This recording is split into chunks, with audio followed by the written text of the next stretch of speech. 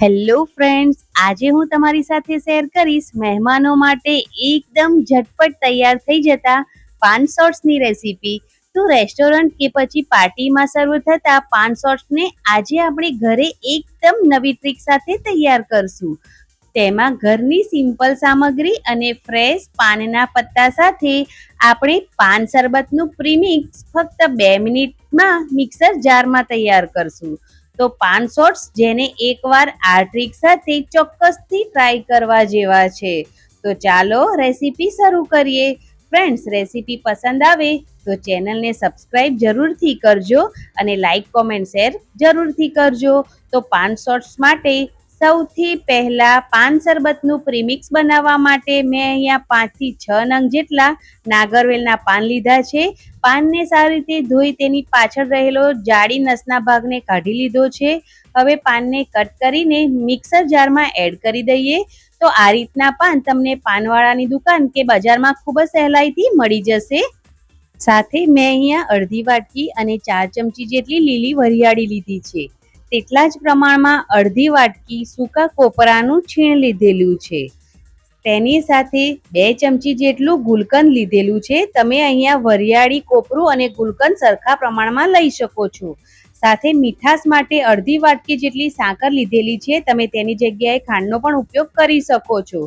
સાથે ફ્લેવર માટે 1 ચમચી જેટલો એલચી પાવડર એડ કરી દઈએ. અને શરબતનો કલર બજાર જેવો આવે એના માટે અડધી ચમચીથી ઓછો ફક્ત 2 ટીપા જેટલો ગ્રીન ફૂડ કલર એડ કરી દઈએ. તમે તેને સ્કીપ પણ કરી શકો છો. સાથે અડધી વાટકી જેટલું ઠંડુ પાણી એડ કરી દઈએ. તો આ પેસ્ટને આપણે જાડી રાખવાની છે, એટલે પીસતી વખતે વધુ પડતું પાણી નથી એડ કરવાનું. અને હવે તેને આપણે ગ્રાઇન્ડ કરી લઈએ.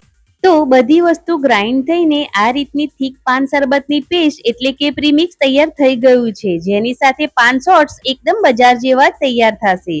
તો હવે ગ્રાઇન્ડ કરેલી પેસ્ટને ડબ્બામાં ભરી લઈએ. તો આ રીતના એરટાઇટ ડબ્બામાં તમે પેસ્ટને ભરીને રેફ્રિજરેટરમાં 10 થી 15 દિવસ સુધી સ્ટોર પણ કરી શકો છો. તે જરા પણ નથી બગડતી. તો ફક્ત 2 મિનિટમાં આપણું પાન શરબતનું પ્રીમિક્સ બનીને રેડી થઈ ગયું છે. તો હવે તૈયાર થયેલા પ્રીમિક્સ સાથે શરબતને બનાવી લઈએ. હવે પાન શરબતના પ્રીમિક્સ સાથે પાન શોર્ટ્સ બનાવવા માટે પેનમાં મેં અહીંયા અડધો લીટર અને 500 ml જેટલું દૂધ એડ કરી દઈએ. દૂધના આ માપથી નાની સાઈઝના 20 થી 22 નંગ જેટલા ગ્લાસ તૈયાર થશે. દૂધને ગરમ થતા પહેલા તેમાંથી અડધું વાટકી જેટલું દૂધ અલગથી કાઢી લઈએ. અને હવે ગેસની ફ્લેમ હાઈ રાખીને દૂધમાં એક ઉભરો આવવા દઈએ. તો હવે અહીંયા જે દૂધ કાઢીને આપણે રાખ્યું હતું તેની અંદર 2 મોટી ચમચી જેટલો કસ્ટર્ડ પાવડર લીધેલો છે. તો બજારમાં આ રીતના પેકેટમાં કસ્ટર્ડ પાવડર ખૂબ જ સહેલાઈથી મળી જાય છે. તેને કાઢેલા ઠંડા દૂધમાં એડ કરી દઈએ અને સારી રીતે મિક્સ કરી લઈએ, જેથી તેના જરા પણ ગાંઠા ના પડે. તો કસ્ટર્ડ પાવડર મિક્સ થઈને આ રીતનું સ્મૂધ મિક્સર તૈયાર થઈ ગયું છે. હવે આ મિક્સરને આપણે દૂધમાં એડ કરી દઈએ. તો અહીંયા દૂધ એકદમ સરસ ઉકળી ગયું છે. તો દૂધને એકવાર આ રીતે મિક્સ કરી લઈએ. અને મિક્સ કર્યા પછી તેની અંદર આપણે જે કસ્ટર્ડ પાવડર વાળું દૂધ છે તેને એડ કરી દઈએ.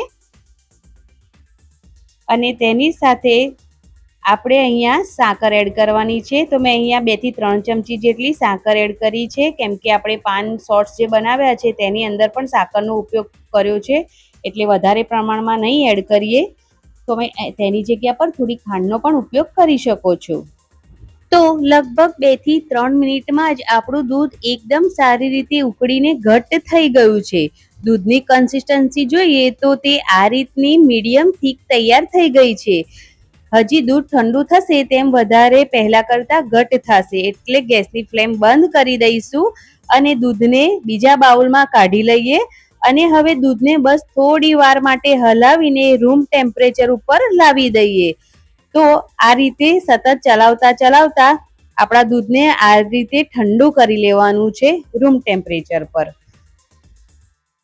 માત્ર 10 જ મિનિટમાં આપણું દૂધ ઠંડુ થઈ ગયું છે. તો હવે તેને ચીલ્ડ કરવા માટે થોડી વાર આપણે રેફ્રિજરેટરમાં રાખી દઈએ, જે લગભગ 30 મિનિટ જેવું આપણે તેને રેફ્રિજરેટરમાં રાખી દઈશું.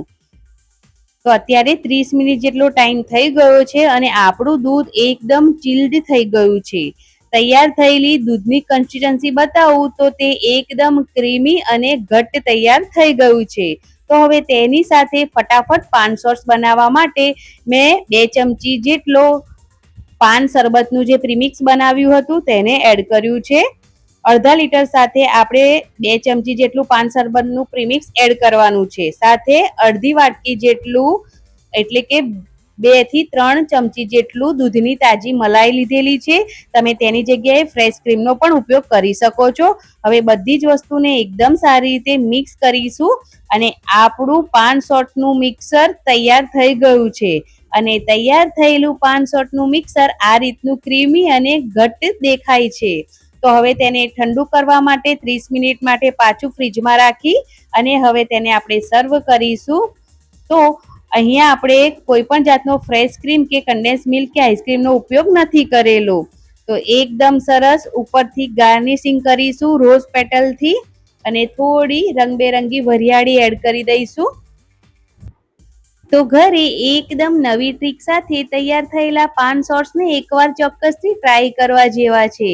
તે ક્રીમી અને એકદમ ટેસ્ટી તૈયાર થાય છે. જો તમને આ મારી આજની રેસીપી ગમી હોય તો મને કોમેન્ટ સેક્શનમાં જરૂરથી કહેજો. સાથે મારા વિડીયોને લાઈક અને ફ્રેન્ડ્સ અને ફેમિલી મેમ્બરમાં શેર કરજો અને મારી ચેનલને સબસ્ક્રાઇબ કરવાનું ના ભૂલશો. તો ફરી મળીએ એક નવી રેસીપી સાથે. ત્યાં સુધી enjoy recipe. Thanks for watching. આવજો.